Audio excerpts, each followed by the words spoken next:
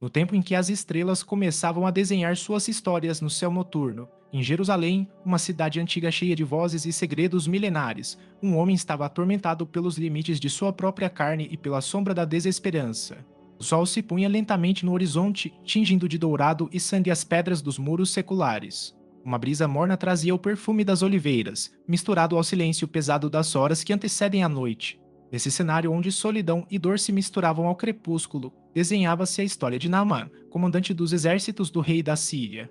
Ele era um homem marcado pela luta, pela responsabilidade e pela honra, mas agora fragilizado por uma enfermidade que até os mortos evitavam olhar. Sua presença era imponente, como uma montanha que se ergue ao fundo de uma paisagem vasta. Sua voz decidia destinos no campo de batalha.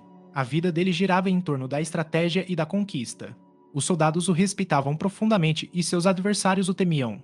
A pele curtida pela guerra era uma testemunha viva das batalhas travadas, das espadas cruzadas, dos gritos e do som da pólvora ecoando pela eternidade.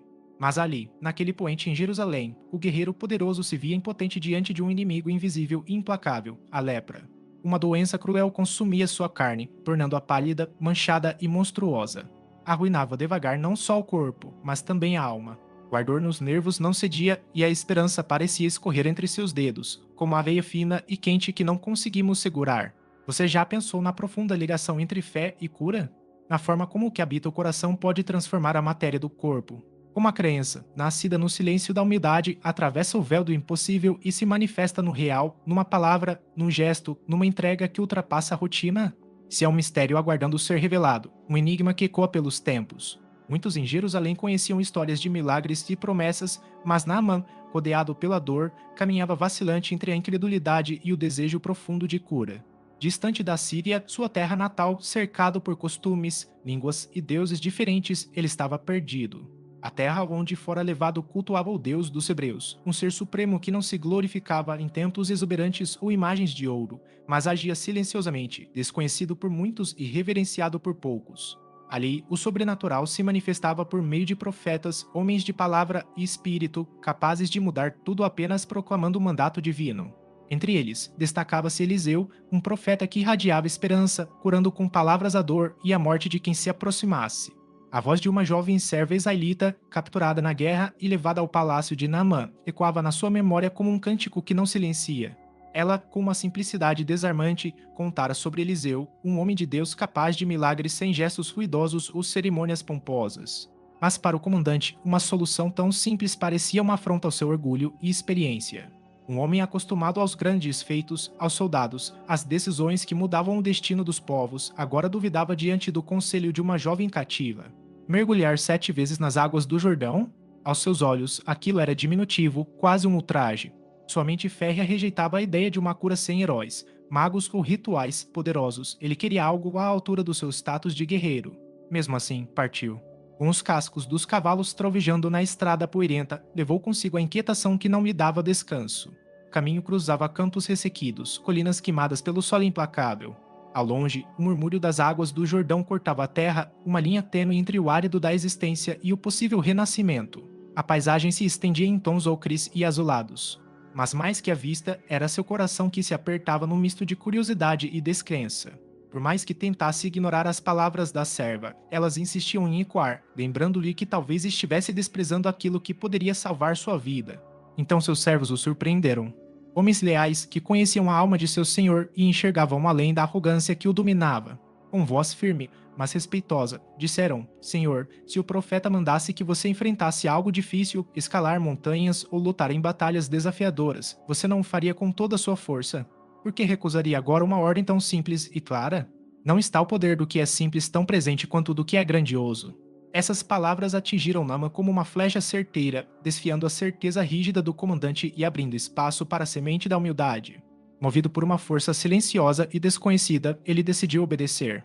Aproximou-se das águas frias do Jordão, sentiu o toque gelado do rio, uma espécie de carinho misterioso que parecia prometer alívio. Ao mesmo tempo, percebeu a frieza da realidade que emergia da sua escolha. Com o coração acelerado, mergulhou. O primeiro mergulho trouxe uma resistência estranha, como se sua alma lutasse contra a submissão e o corpo reagisse ao desconhecido. No segundo e terceiro mergulhos, o orgulho começava a vacilar, dando espaço a um cansaço pesado e a uma esperança tenra que se recusava a sucumbir. O quarto, quinto e sexto mergulhos foram batalhas internas. As águas tornaram-se um campo de reflexão, onde o guerreiro lutava contra a voz interior que dizia: "Eu não preciso disso", contra toda uma vida de chefia onde a simplicidade não tinha lugar. Naquele momento, ele percebeu algo profundo. As águas refletiam não só seu corpo, mas a essência verdadeira de quem era. Com cada mergulho, Naaman desafia a própria história, confronta a imagem que construiu de si mesmo. E mais do que tudo, começa a deixar a humildade entrar. Então veio o sétimo mergulho. Ao emergir, a pele marcada pela lepra, antes branca e esfacelada como cortiça seca, estava lisa, nova, totalmente restaurada. A transformação foi tão impactante que o deixou sem palavras, sem fôlego. Era como se uma névoa espessa e sombria tivesse se dissipado, revelando um ser renovado. O corpo que saiu das águas do Jordão era o mesmo, mas a essência tinha mudado. Diante de um espelho improvisado, feito pela superfície da água, viu-se como nunca antes, não só ressuscitado em carne, mas renascido em espírito. As águas não eram somente água, eram portais, pontes entre o terreno e o divino, o visível e o invisível, o medo e a esperança, o sofrimento e a redenção. Ali se revelava o mistério da união entre a cura do corpo e a salvação da alma. Sinta, por um momento, o silêncio que segue um milagre e assim, o vazio sagrado entre o que julgamos impossível e aquilo que a graça torna real. É nesse espaço de pausa que a fé se renova e o coração encontra a paz. Naamã, agora revitalizado, quis agradecer. Foi até Eliseu, o profeta, trazendo presentes preciosos, ouro, prata, roupas finas, tesouros que poderiam pagar impérios. Consumido pela gratidão, não pensava em outra coisa senão retribuir generosamente.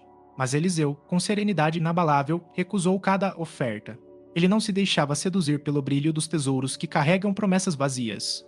A graça das águas é um dom, um presente do céu que não se compra, vende ou troca por bens terrenos.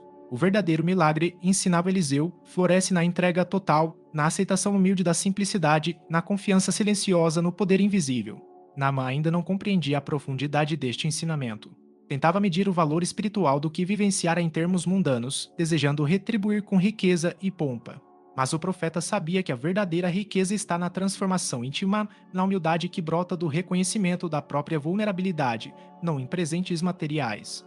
O caminho de volta à Síria ganhou nova luz. Naamã, antes homem marcado pela lepra e pelo orgulho ferido, tornara-se mais que curado, tornara-se um evangelista da humildade e da fé profunda.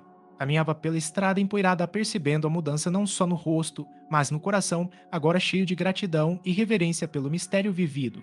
Finalmente entendeu que a verdadeira cura não começa na pele, mas no coração aberto e obediente, capaz de se refugiar onde a razão alcança seus limites e o divino se revela.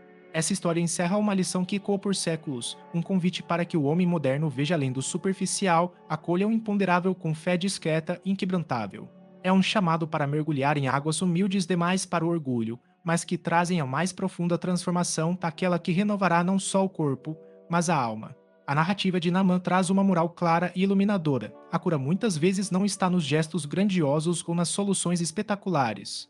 Ela se encontra na entrega silenciosa ao que, à primeira vista, parece simples demais para ser real. A transformação verdadeira acontece não só por ações externas, rituais ou aparências, mas pela metamorfose interior que nos permite vencer o orgulho e a resistência. Isso fica claro na hesitação de Naamã, que diante da simples decisão de se banhar no Jordão, acreditava que a solução deveria ser grandiosa.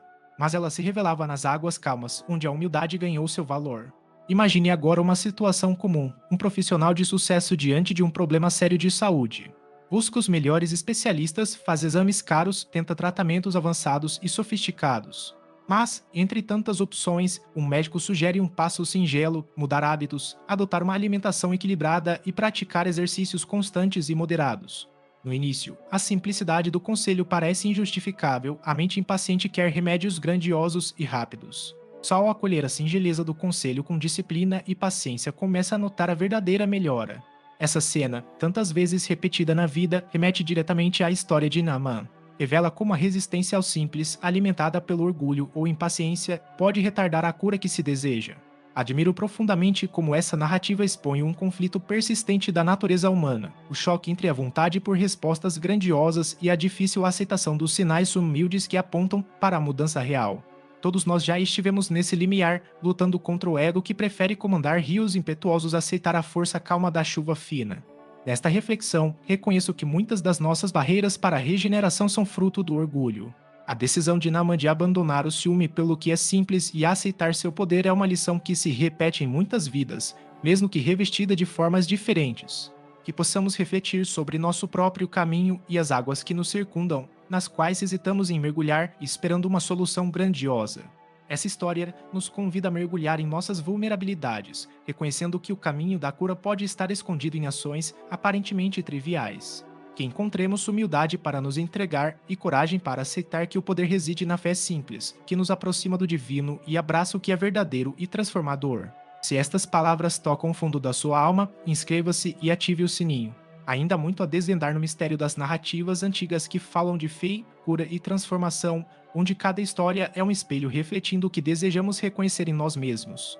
Tempo espera por aqueles que buscam, nas simplicidades da vida, a profundidade das verdades eternas. A cada passo na jornada de entendimento, aprendemos que o poder divino se manifesta nos gestos mais humildes, como uma gota lançada delicadamente nas águas calmas, provocando ondas que reverberam muito além do que vemos. Assim, a história de Naamã permanece um farol que ilumina o caminho para todos nós. Que a fé seja nossa luz, não um fardo, guiando-nos pela escuridão. O mistério da transformação interior está à espera, pronto para se revelar nas horas silenciosas da vida cotidiana, quando finalmente nos permitimos mergulhar nas águas do Jordão.